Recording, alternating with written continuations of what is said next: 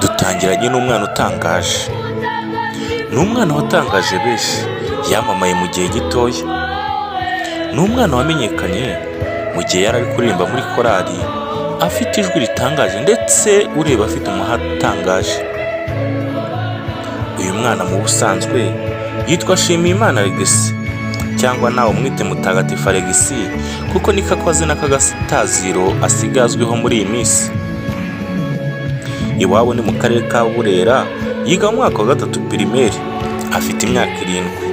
Ni umuririmbyi kabuhariwe kuko iyo byakomeraga muri korari bamwitabazaga, dore ko aririmba amajwi atatu yose, ariyo tenor, alto ndetse na bass.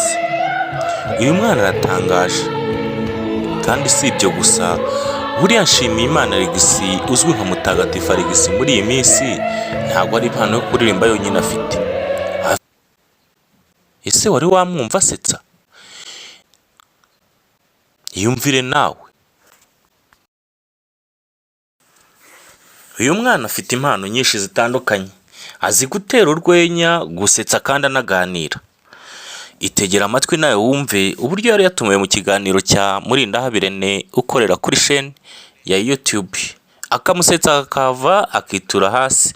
Inkuru ziratinda, dore ko rero yari yahuye n'umunyamakuru wizobereyemo uzi kuganiriza ingeri zose, cyane cyane abana, agendeye ku myaka yabo ndetse bakishima.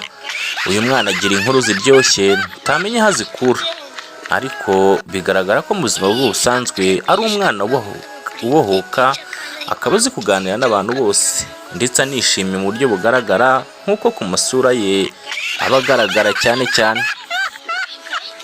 Hari tumwe mu dukuru dusekeje yagiye avuga, ariko twatumye abantu bamukunda cyane, bakamwimariramo kurenza uko bamubonaga aririmba.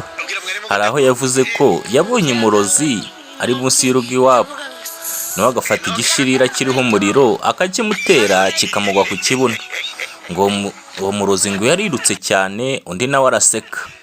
Akandi gakuru yavuze ko icyo aziranyeho na mwarimu wabo umwigisha, yamwatse uruhushya rwo kujya kuri tuwarete bafite sinye bakoresha, akamuha mu cyerekezo nk'aho agiye kujya hanze. Mwarimu nawe akamucira isiri amwereka ko agomba kugenda. Uyu mwana aratangaje cyane. Kora subscribe kuri iyi channel yacu, urabuduhaye umusanzu udasanzwe, kandi Imana izaguha umugisha.